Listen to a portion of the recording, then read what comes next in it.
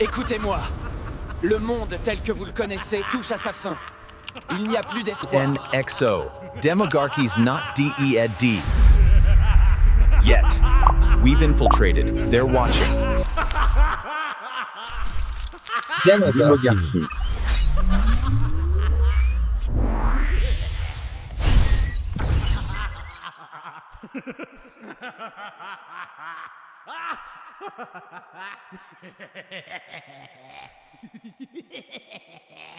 Raven.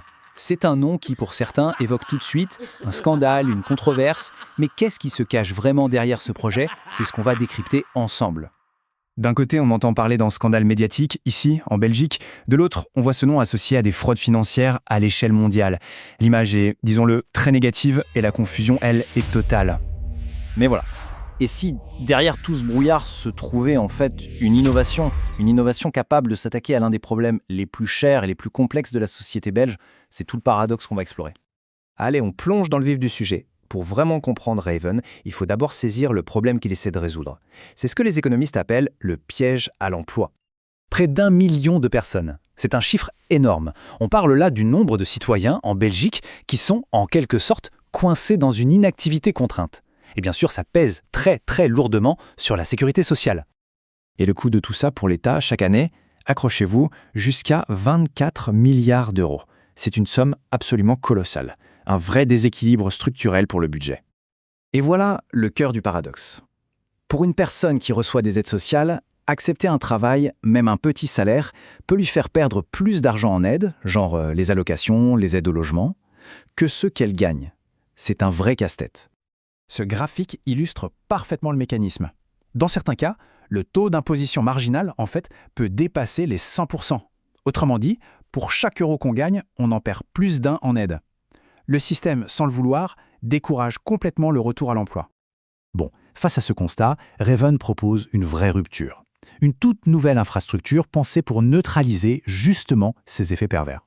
Le concept clé, c'est l'économie contributive provisionnée, ou ECP. L'idée est à la fois simple et radicale. On va découpler le moment où l'on travaille du moment où l'on touche l'argent. Alors concrètement, comment ça marche? Imaginez une sorte de compte épargne numérique, mais bloqué. Quelqu'un effectue une tâche. La valeur de ce travail, eh bien, elle n'est pas versée sur son compte en banque, sinon adieu les aides. Non, à la place, elle est mise de côté dans un fonds. Cet argent reste là, bien au chaud, et ne sera accessible que bien plus tard, par exemple à la retraite. Ça permet de se constituer en capital en plus sans impacter sa situation présente. Et au cœur de tout ça, il y a ce moteur mathématique. Pas la peine de déchiffrer la formule, mais son rôle est juste essentiel. C'est lui qui garantit que chaque contribution faite aujourd'hui est valorisée de manière juste et transparente pour le futur. En fait, il transforme le travail d'aujourd'hui en un capital sécurisé pour demain, en calculant comment il va grandir dans le temps. C'est la garantie de la rigueur du système. Et pour que tout ça tienne la route, la technologie est évidemment cruciale. Le système s'appuie sur des protocoles qui assurent que chacun reste propriétaire de ses données, un peu comme si on avait un coffre-fort numérique personnel. Et surtout, cette architecture décentralisée, c'est la preuve technique qu'il n'y a ni patron ni employé. C'est ça qui, juridiquement, est si important, pour ne pas que ça soit vu comme un travail salarié classique. Bien, revenons maintenant à la partie la plus trouble, ce fameux scandale. D'où viennent vraiment ces accusations? On va démêler ça. Alors l'origine principale de la controverse en Belgique, elle est liée à un documentaire télé. Ce docu présentait les allocataires sociaux comme des fraudeurs. L'Observatoire citoyen qui est derrière Raven a alors publié une analyse très critique de ce reportage, le qualifiant de scandale médiatique. Donc le point crucial à retenir, c'est que Raven n'est pas à l'origine du scandale, il l'a analysé et dénoncé. L'autre énorme source de confusion, elle est sémantique. Le nom Raven sonne presque pareil que Raven, une marque utilisée par plein d'arnaques à l'international. D'un côté, on a un projet socio-économique sur le long terme, de l'autre, des systèmes de trading hyper risqués ou de la vente multiniveau qui promettent des gains rapides et, soyons clairs, irréalistes. Ces tableaux y mettent vraiment les choses au clair. On voit bien la différence entre le projet belge Raven et ces différentes arnaques Raven qui traînent dans le monde du trading, du coaching ou des applis mobiles. C'est un cas d'école de parasitage de noms et d'homonymie très malheureuse.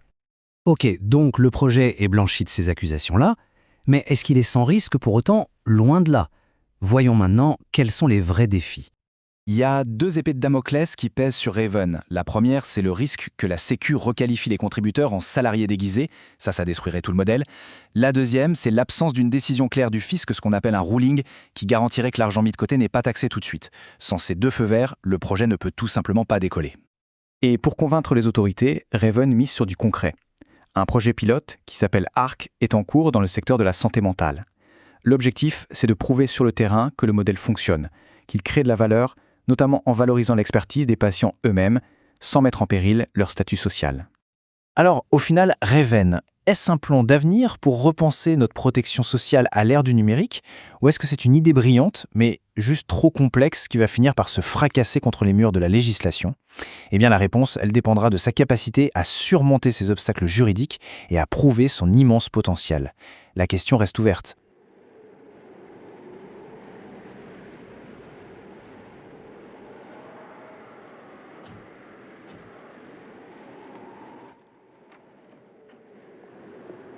Bonjour et bienvenue. Aujourd'hui, on se penche sur un projet assez fou qui s'attaque à un paradoxe complètement absurde de l'aide sociale en Belgique. Oui, cette situation où, en gros, accepter un boulot peut littéralement vous faire perdre de l'argent. C'est ça. Le projet s'appelle Rehaven. C'est une initiative technologique assez complexe, on va le voir, qui est portée par un observatoire citoyen, WEFIO, et il propose carrément un nouveau modèle économique. L'économie contributive provisionnée. Exactement. Alors, on va décortiquer tout ça à partir des sources qu'on a, qui sont assez critiques. Notre mission, c'est de comprendre la mécanique, de démêler pourquoi on entend si souvent le mot « scandale » à son sujet, et puis de voir si c'est une utopie ou un projet qui tient la route. Et pour bien piger le truc, je pense qu'il faut vraiment revenir un peu au contexte. Oui, on est en pleine législature du gouvernement de coalition Arizona, donc 2025-2029.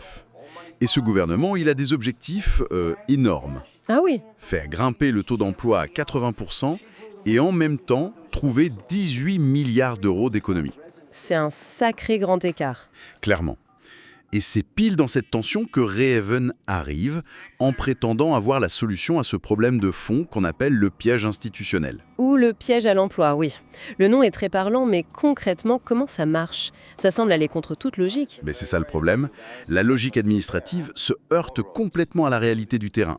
Imaginez une personne qui touche des aides sociales, le chômage ou le revenu d'intégration du CPS. Elle bénéficie peut-être aussi du statut BIM, qui lui donne un meilleur remboursement des soins de santé. Et là, on lui propose un petit boulot, à mi-temps par exemple. Sur le papier, c'est une super nouvelle. Oui, sauf que ce nouveau revenu, même s'il est modeste, va lui faire perdre une partie ou la totalité de ses aides. Et le calcul final est parfois kafkaïen. C'est-à-dire? La somme des aides perdues est supérieure au salaire net qu'elle gagne. Donc la personne se retrouve à travailler, disons, 20 heures par semaine pour avoir moins d'argent à la fin du mois qu'avant. Mais c'est complètement dingue. Complètement. Et les sources nous donnent un chiffre qui résume toute l'absurdité de la chose.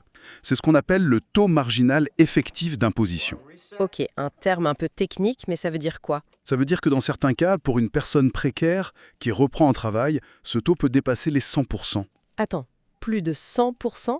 Ça veut dire que pour chaque euro que l'État te donne via un salaire, il t'en reprend plus d'un en aide supprimée? C'est exactement ça. L'État te punit financièrement de vouloir travailler, en fait. Voilà. Ce n'est plus un frein, c'est une pénalité financière.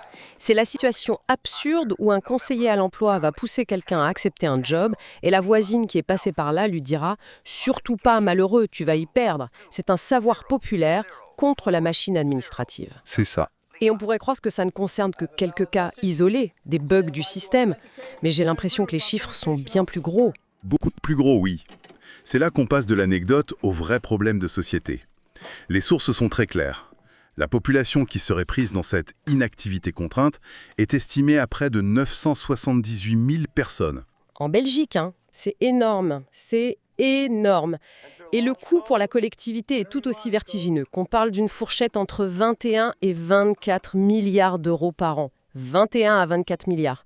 Pour se rendre compte, c'est plus que le budget de la défense, plus que la justice. Oui. C'est même bien au-dessous des 18 milliards que le gouvernement Arizona cherche à économiser. Là, on comprend mieux pourquoi on est prêt à écouter des solutions un peu originales. Précisément. Le coût de l'inaction est devenu tellement colossal que ça ouvre la porte à des modèles disruptifs. Le diagnostic est sans appel. Le système actuel, en voulant protéger, a créé une trappe à pauvreté, un drame humain et un gouffre financier. Voilà, d'accord, le problème est clair. Alors, quelle est la solution de Raven pour désamorcer ce piège à feu? C'est quoi leur coup de génie? Leur idée centrale, c'est le provisionnement différé. L'astuce, c'est de séparer le moment où une personne crée de la valeur, où elle contribue, du moment où elle reçoit physiquement l'argent. D'accord? Concrètement, si une personne fait une tâche valorisée, aider une personne âgée, traduire un document, peu importe, la rémunération n'est pas versée sur son compte en banque. Parce que si c'était le cas, ça déclencherait toute la machine administrative et la perte des aides. Exactement. À la place, cette valeur, elle est stockée, provisionnée, dans un fonds de contribution citoyenne. Et pour la mesurer, ils ont un système? Oui, une unité de compte interne, la monnaie contributive citoyenne, la MCC. Et l'élément crucial, c'est que cet argent accumulé n'est pas vu comme un revenu au sens fiscal. Il reste bloqué, en quelque sorte? Il reste dormant, oui, jusqu'à ce que la personne décide de le liquider, de le transformer en euros. Et ça peut être bien plus tard, par exemple au moment de la pension. C'est une sorte de plan d'épargne retraite basé sur des contributions citoyennes qui ne vient pas cannibaliser les aides dont on a besoin aujourd'hui? Malin! C'est l'idée. Mais ça doit reposer sur une confiance absolue. Comment on garantit que cet argent sera bien là dans 20 ou 40 ans? Et comment on prouve que c'est pas juste du travail au noir déguisé? C'est là que la technologie entre en jeu. Et ce qui est fascinant, c'est qu'ils ne sont pas partis de rien. Pour la sécurité et pour des raisons juridiques, ils ont bâti leur système sur le protocole Solid, Solide! qui a été conçu par Sir Tim Berners-Lee. Ah oui, quand même. Le créateur du World Wide Web. On n'est pas sur une petite techno sortie d'un garage. Non, clairement pas. S'il y a bien quelqu'un qui a réfléchi à la propriété des données, c'est lui. Et c'est quoi le principe de Solide, en 2 mots? Le principe, c'est de redonner à l'utilisateur le contrôle de ces données en les séparant des applications. Chaque personne sur Raven possède ce qu'on appelle un pod. Un Personal Online Data Store. Voilà. Un coffre-fort numérique personnel, souverain, où sont stockées toutes les preuves de ses contributions, ses compétences, ses diplômes. La plateforme Raven ne fait que lire ces données avec la permission de l'utilisateur. Elle ne les possède pas. D'accord. Donc, toute cette architecture hyper complexe avec les pods, au fond, c'est un gigantesque bouclier juridique. C'est le cœur de leur défense. En droit du travail belge, ce qui définit un contrat de travail, c'est le fameux lien de subordination. Le fait qu'un patron puisse donner des ordres et contrôler le travail. C'est ça. Et en donnant à chaque contributeur le contrôle total et la propriété de ses données via son pod, Raven veut apporter la preuve technique, quasi irréfutable, qu'il n'y a aucune subordination. Ils disent en gros, on n'est pas des patrons, on est juste un outil. Exactement. Nous fournissons un outil qui permet à des citoyens de valoriser leurs compétences de manière autonome. C'est une tentative de créer une troisième voie, qui n'est ni du salariat, ni de l'indépendant classique. Ok. Sur le papier, la techno a l'air blindée, le concept est malin, et pourtant, quand on tape Raven sur Google, les premiers mots qui viennent, c'est arnaque ou scandale. Comment c'est possible? Alors là, il faut vraiment jouer au détective, parce qu'on a affaire à plusieurs histoires qui s'entremêlent et qui créent une confusion totale. Il y a au moins 2 couches à ce fameux scandale. Commençons par la première, la couche belge. D'où vient cette mauvaise réputation ici?